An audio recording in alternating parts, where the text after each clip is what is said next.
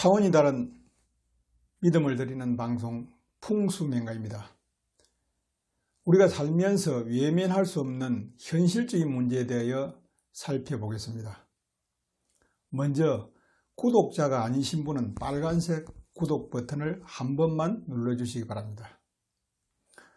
이번 시간에는 배산 임수만 갖추면 좋은 집터가 될까 하는 문제에 대하여 말씀을 드리겠습니다.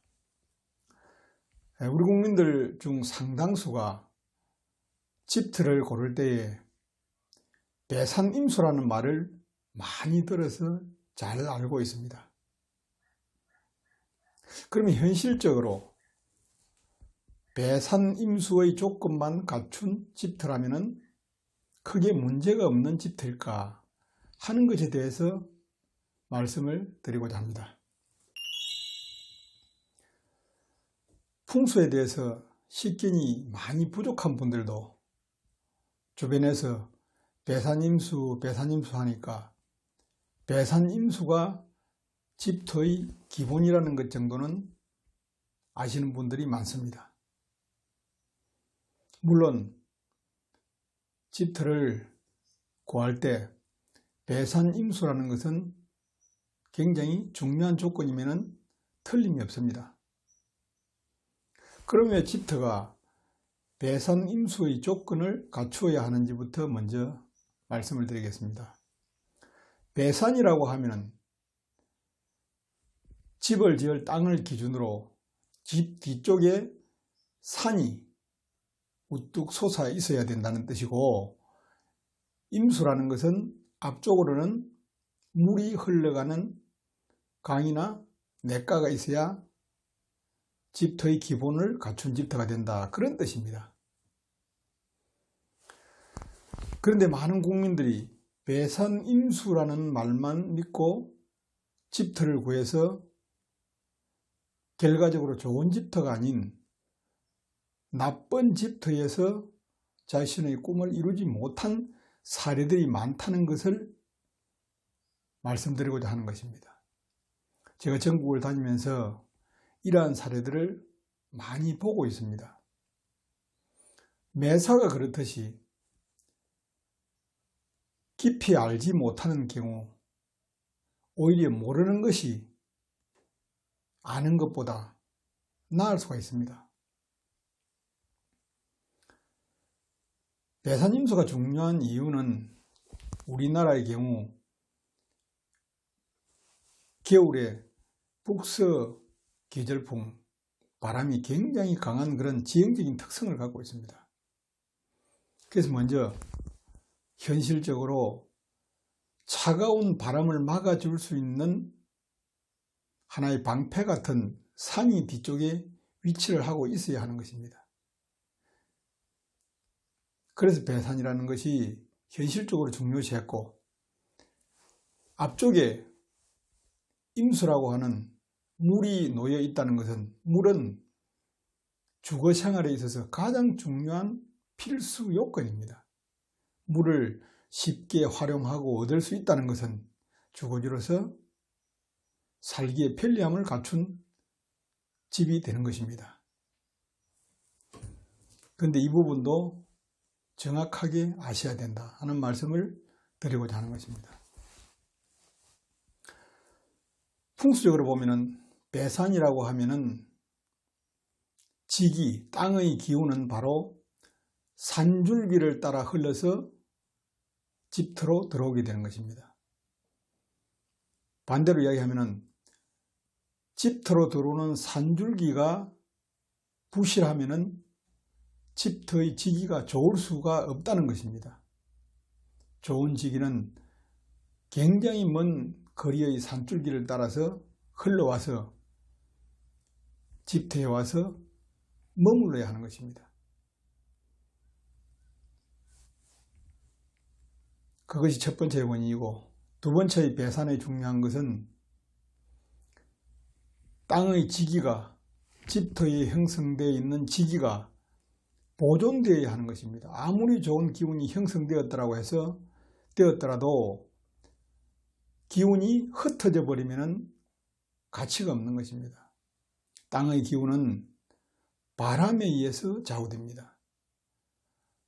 바람이 땅의 기운을 흩어버리거나 보존해주는 아주 중요한 역할을 하기 때문에 배산 뒤쪽에 산이 받치고 있으면 바람을 잠재울 수 있는 기본적인 요건이 되는 것입니다. 그래서 풍수적으로 배산이 중요한 것입니다. 두 번째로 임수는 앞쪽에 물은 땅의 지기는 산줄기를 따라 흘러오다가 집터에서 연결되어 머무르게 됩니다. 머무르는 것이 그냥 머무르는 것이 아닙니다. 지기는 계속해서 흘러가려는 속성을 갖고 있습니다. 그 흘러가려는 지기의 속성을 붙잡아 둘 수 있는 것이 바로 물입니다. 물이 앞을 가로막으면 지기가 더 이상 흘러가지 못하고 그 자리에 멈춰 서게 되는 것입니다. 그래서 풍수적으로 임수 앞쪽에 물이 중요한 것입니다. 그러면 뒤쪽에 산이 있어서 지기가 흘러오고 앞쪽에 물이 있어서 지기를 머물게 할 수 있는 땅, 그런 땅이면 다른 조건 보지 않아도 좋은 집터가 될 수 있다라고 생각하는 분들이 많은 것입니다. 그래서 얕은 지식, 이런 지식만 가지고 집터를 구했는데 아주 나쁜 집터가 된 경우가 비일비재한 것을 제가 많이 보고 있습니다. 좋은 집터가 배산임수라는 하나의 조건 가지고 거의 충족이 될 수 있다면 별 문제가 없을 것입니다. 그러나 실제로는 굉장히 복잡한 것이 바로 집터에 형성되는 생계의 문제입니다. 우리가 일반적으로 보면은 땅은 어머니에 비유합니다. 모성에 비유합니다. 집을 짓는 땅은 바로 모성을 간직한 그런 기운입니다. 비교하자면 아기 엄마가 아기를 안고자 할 때 아기가 엄마의 품으로 달려들었을 때 그냥 엄마가 가슴만 이렇게 아기 쪽으로 내어주면 아기가 편안해질까요? 이것이 배산의 조건입니다.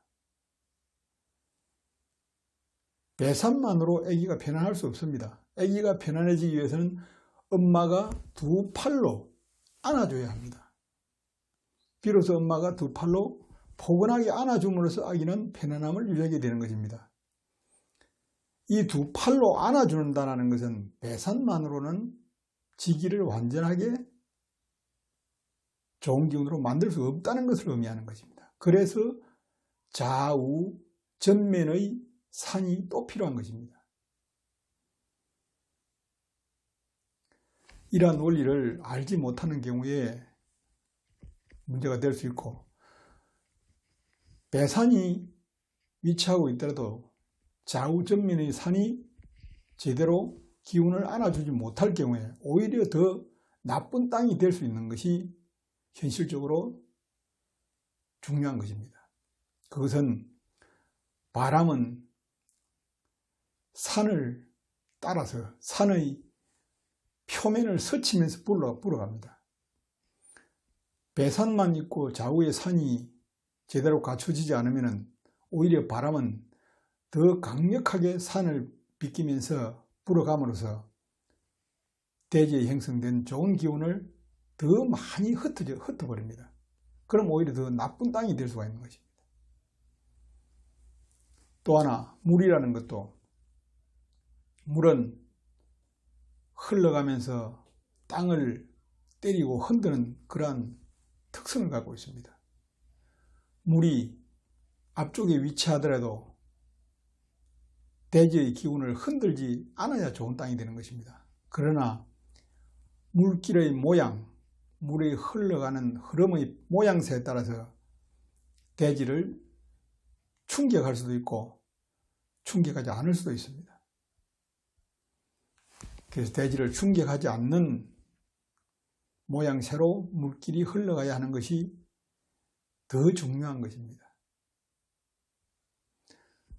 또 하나 간과할 수 없는 가장 중요한 것이 바로 배산임수만 가지고 안 된다는 대표적인 것이 바로 바닷가입니다.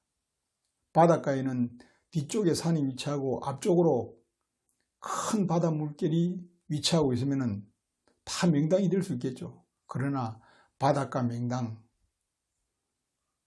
굉장히 어렵습니다. 또 하나, 큰 산에 위치한 산 골짜기의 집터, 뒤쪽으로 큰 산이 위치하고 큰 산을 속을 흐르는 큰 물길이 있습니다. 그러면 큰 산과 큰 물길이 있는데 좋은 땅, 명당이 되어야 되겠죠. 그러나 이런 땅일수록 사람 살기에 부족한 땅이 되는 것입니다. 이것은 바로 기운을 보존하는 앞에서 말씀드린 원리와 모든 것은 기운에 걸맞는 그러한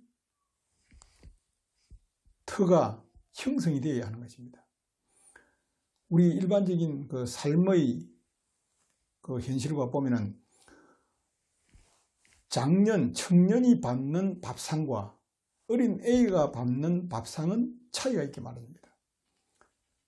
장년을 산에 비유하고 어린아이를 산에 비유할 때 그 앞에 놓여있는 밥상을 대지라고 볼 수 있습니다. 땅이라고, 터라고 볼 수 있습니다.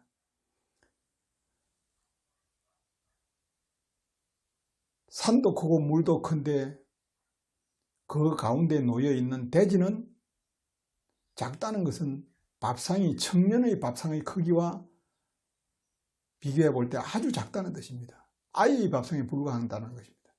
그럴 경우에 청년은 배가 고파서 제대로 힘을 쓸 수가 없는 것입니다. 반대의 경우가 되면 아이는 밥상이 너무 커서 별 쓸모없는 그러한 밥상이 되는 것입니다. 이러한 조건들을 갖추고 있기 때문에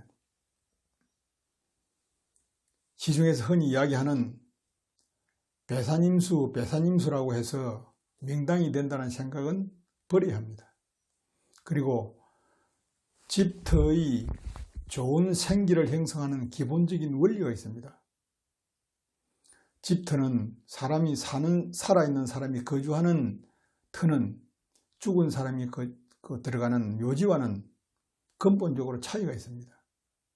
그것이 바로 묘지는 지기가 굉장히 중요한 역할을 합니다. 그러나 집터는 그 지기의 중요성보다도 더 중요한 것이 주변에 형성되는